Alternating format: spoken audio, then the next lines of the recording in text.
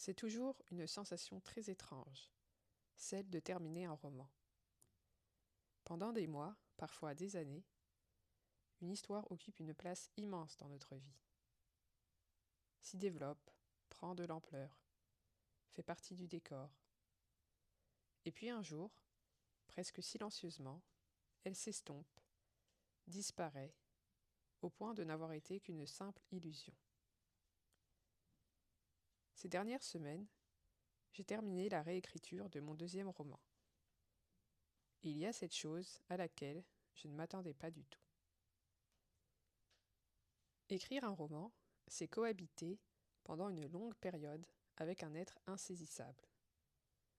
Il finit par devenir une présence silencieuse dans le quotidien au point d'habiter l'auteur.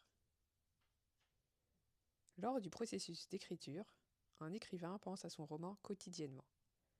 Il se réveille avec lui, l'emporte partout dans ses pérégrinations journalières et se rendort tendrement lové contre lui.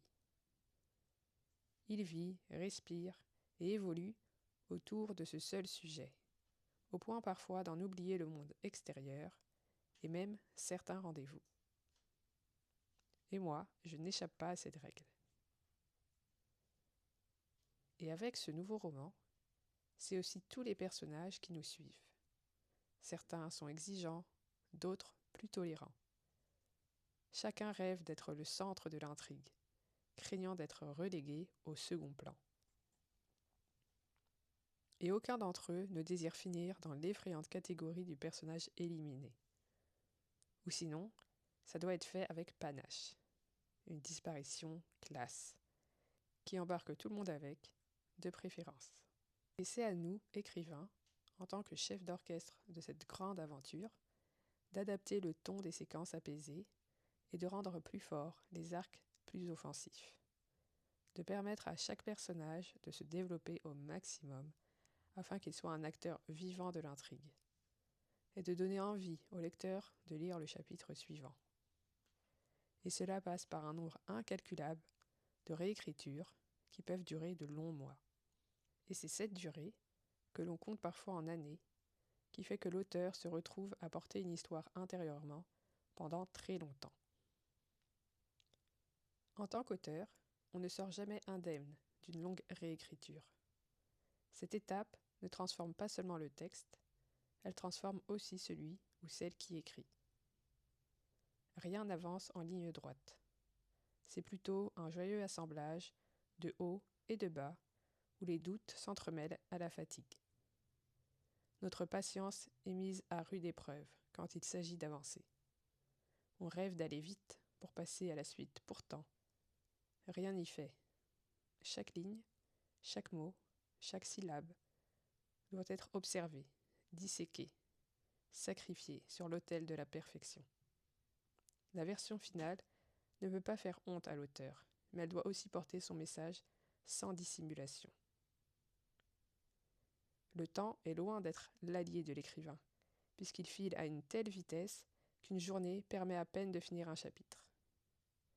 Au lieu de le dompter, on doit s'adapter. Le regard loin des aiguilles de l'horloge, qui rappellent notre mortalité, on persévère jour après jour, suivant le chemin incertain de la réécriture. Et la journée tant attendue pointe le bout de son nez, alors qu'on ne l'attendait plus.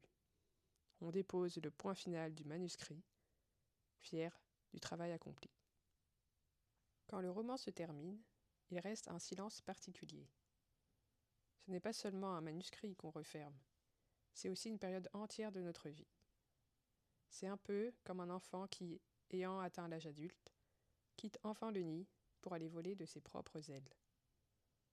Il y a cette sensation de vide, où l'on se sent un peu seul, presque perdu, sans but, alors que les jours précédents étaient emplis de missions, d'aventures et de péripéties. Une sorte de deuil s'installe alors, rapidement suivi d'un soulagement. Après tout, il nous en a fait voir de toutes les couleurs ce manuscrit, des vertes et des pas mûres, comme qui dirait l'autre. Donc c'est aussi une envie de dire bon débarras à cette bestiole qu'on a tant choyée. Et comme chaque écrivain n'est pas net, c'est bien connu, mais on arrive aussi à être nostalgique de ces moments d'agacement, d'impatience et de peur qui nous ont tant stressés. Cela peut paraître ridicule, mais toutes ces étapes décrivent tellement bien cette difficulté que nous avons, nous autres auteurs, à quitter l'univers que l'on a créé. Cette impression qu'une période particulière s'achève enfin, et bien des fois pour le mieux. Aujourd'hui, mon second roman est enfin prêt à quitter l'espace intime dans lequel il a existé pendant si longtemps. Et même si cela implique des sentiments partagés, c'est aussi un moment qui est également très beau. Parce qu'au fond, terminer une histoire, c'est accepter qu'elle puisse désormais vivre dans le cœur des autres.